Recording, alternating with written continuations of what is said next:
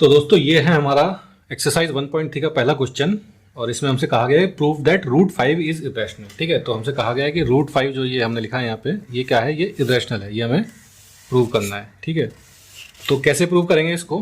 देखिए, जैसे हमने एग्जाम्पल सबसे पहले थ्योरम 1.4 जो पहले देखा था, उसके बाद एग्जाम्पल 9 देखा था। उसमें थ्योरम 1.4 में कहा गया था कि रूट 2 इज इरेशनल, एग्जाम्पल 9 में कहा गया था रूट 3 इज इरेशनल। ठीक है, तो वही सेम तरीका अप्लाई होगा, क्योंकि रूट 2, रूट 3 और रूट 5 में ज़्यादा फर्क नहीं है, बस जो डिजिट है वो चेंज हो गई है। वहाँ पे रूट 2 लिखा था, यहाँ पे फिर उसके बाद रूट 3 लिखा था और रूट 5 लिखा हुआ है। ठीक है, तो तरीका वही रहेगा कि पहले हम अज्यूम करते हैं कि कॉन्ट्ररी, हम कह सकते हैं कि let us assume to the contrary, और वो कॉन्ट्रेरी क्या है, दैट रूट 5 इज रैशनल। ठीक है, रूट 5 क्या है, रैशनल है। ठीक है, तो अब दोबारा से एक बार रिवीजन करें क्या कि रैशनल नंबर क्या थे। रैशनल नंबर जैसे कि हमने पहले देखा था, रैशनल नंबर वो नंबर होते हैं जिनको हम पी बाई क्यू की फॉर्म में लिख सकते हैं। ठीक है, तो पी बाई क्यू की फॉर्म क्या होगी, जैसे कोई मान लीजिए रैशनल नंबर है आर, तो उसको हम लिख सकते हैं ए डिवाइडेड बाई बी। ए क्या होगा यहाँ पे, इंटीजर होगा, और बी क्या होगा, बी भी इंटीजर होगा। ठीक है,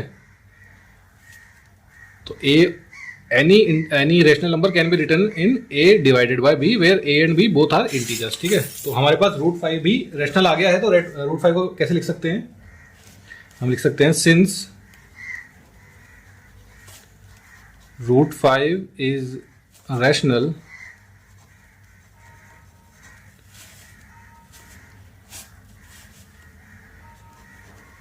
thus root 5 is equal to a divided by b where a comma b are integers and a comma b are co-primes।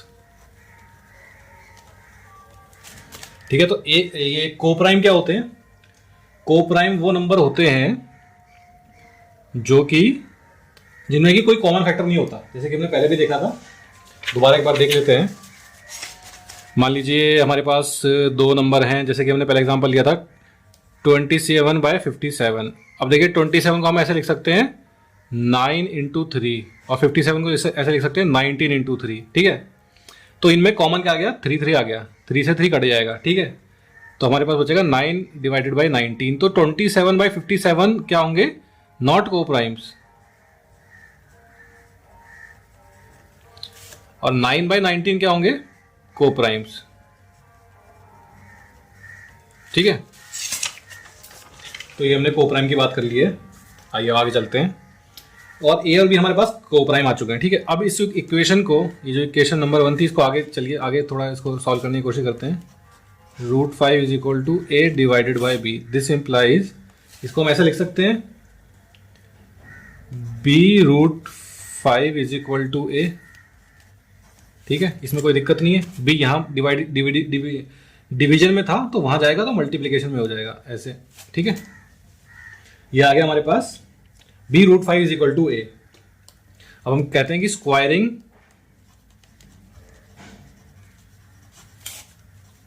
On both sides and rearranging, square किया और रीअरेंज किया, तो देखिए स्क्वायर करने पे हमें क्या मिलेगा, हमें मिलेगा ए स्क्वायर, ये इस साइड का स्क्वायर हो गया, और इस साइड का स्क्वायर क्या हुआ, देखिए रूट 5 इंटू रूट 5 क्या होता है, रूट 5 इंटू रूट 5 होता है 5, सिंपल सी बात। तो यहां पे हो जाएगा 5b स्क्वायर। ठीक है ना, इसका स्क्वायर किया तो ए स्क्वायर मिला, इसका स्क्वायर किया तो क्या मिला, बी स्क्वायर, और रूट 5 का स्क्वायर, रूट का स्क्वायर क्या होता है, नंबर, तो रूट 5 का स्क्वायर क्या होगा, 5। ठीक है, तो a square is equal to क्या आ गया, 5b स्क्वायर। ठीक है, अब देखिए a square is equal to 5b square, मतलब ए स्क्वायर के फैक्टराइजेशन में 5 आ रहा है, इसका मतलब a square is divisible by 5, since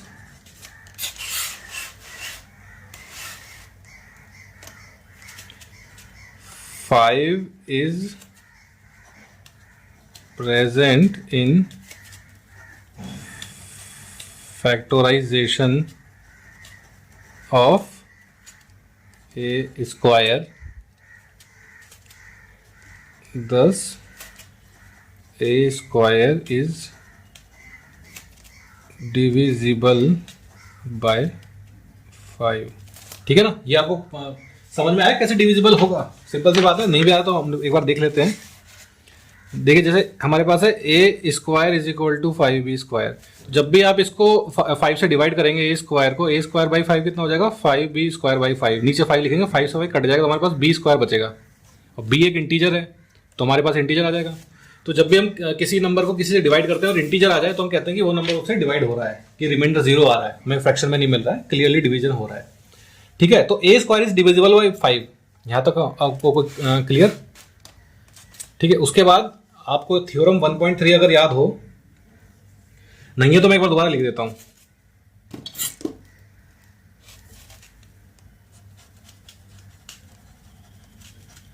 theorem 1.3, if P divides a square then P divides a। ठीक है, अगर P a स्क्वायर को डिवाइड करता है तो P a को भी डिवाइड करता है, और P क्या है यहाँ पे? P एक प्राइम नंबर है। ठीक है, अगर P a स्क्वायर को डिवाइड करता है तो P a को भी डिवाइड करता है, तो हमारे पास क्या आ गया? a square is divisible by 5, मतलब 5 divides a square and 5 is a prime. ठीक है, प्राइम नंबर है 5।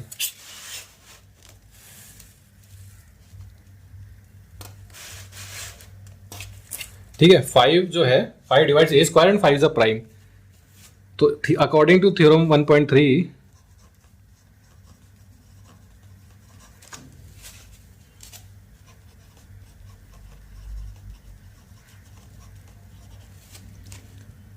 5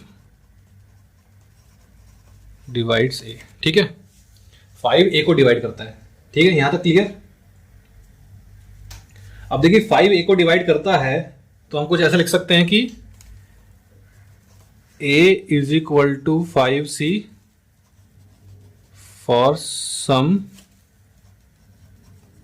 इंटीजर c। ठीक है, क्योंकि a 5a को डिवाइड करता है ना, तो a 5 जो है a के फैक्टराइजेशन में आएगा, जैसे कि a square is equal to 5b² आया था, और c को इंटीजर होगा।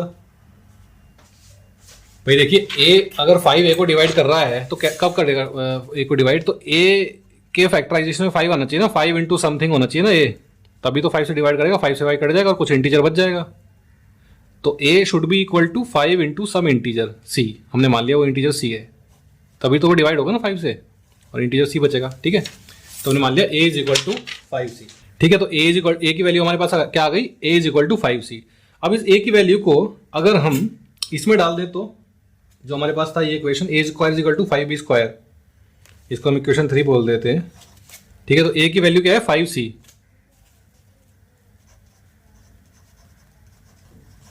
Putting this value of a in equation 3। Equation 3 क्या थी हमारे पास? a square is equal to 5b², मतलब अब a की वैल्यू क्या हो गई? 5c। ठीक है, तो 5c का a स्क्वायर क्या हो जाएगा? 25c square is equal to 5b²। अब ये 5 से 5 कट जाएगा तो ये हो जाएगा 5c square is equal to b²। इसको हम मान लेते हैं इक्वेशन 4। अब देखिए b² के फैक्टराइजेशन में 5 आ गया, जैसे a स्क्वायर के फैक्टराइजेशन में 5 आ गया था, तो हमने क्या कहा था कि a स्क्वायर के फैक्टराइजेशन में 5 आ रहा है, इसका मतलब since 5 is present in factorization of a, thus a square is divisible by 5। तो यही बात हम यहां पे भी कह सकते हैं। मैं बस ये सिंस नहीं लिख रहा हूं, यहां पे लिख रहा हूं कि चलिए लिख देते हैं, since 5 is present in factorization of b square 10 5 divides b square. कैसे होगा ये? जैसे यहाँ पे हुआ था, जैसे ए स्क्वायर 5 ए को ए स्क्वायर को डिवाइड करा था, उस तरह 5 बी स्क्वायर को डिवाइड करेगा। और उसके बाद हम थ्योरम 1.3 की बात करेंगे। थ्योरम 1.3 थी ना हमारे पास, if p divides a square then p divides a. ठीक है, तो हम कह सकते हैं अकॉर्डिंग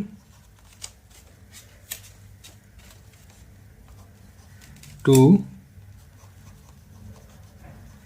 थ्योरम 1.3 5 डिवाइड्स ए। ठीक है, सॉरी 5 डिवाइड्स बी। ए तो हमने ऑलरेडी प्रूव कर ही दिया था, बी स्क्वायर था ना, तो 5 डिवाइड्स बी। अब देखिए 5 यहां पे हमने कहा था कि 5 डिवाइड्स, यहां पे हमारे पास क्या आया था कि 5 डिवाइड्स ए। यहां पे क्या गया 5 डिवाइड्स बी, मतलब कि ए और बी में दोनों में एक कॉमन फैक्टर है 5।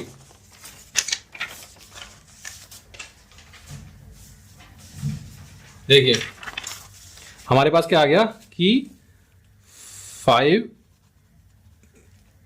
Divides a and 5 divides b, मतलब कि एक ए कुछ ऐसे था ना 5c, और बी कुछ ऐसे मान लेते हैं 5d। सी और डी इंटीजर्स हैं, तो ए डिवाइडेड बाय बी क्या होगा 5c बाय 5d। 5 से कटेगा, मतलब कि ए और b, a comma b are not coprimes because they have a common factor 5। ठीक है,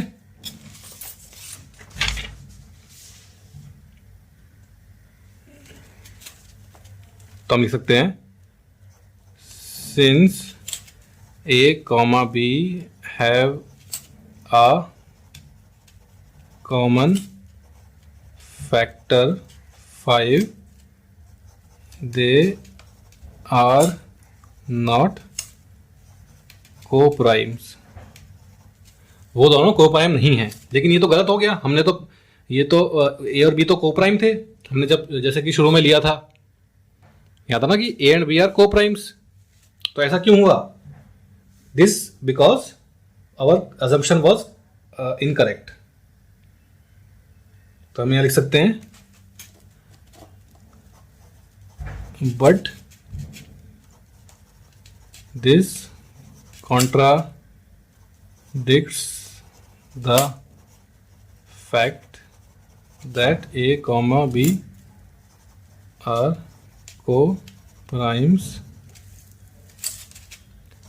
because our assumption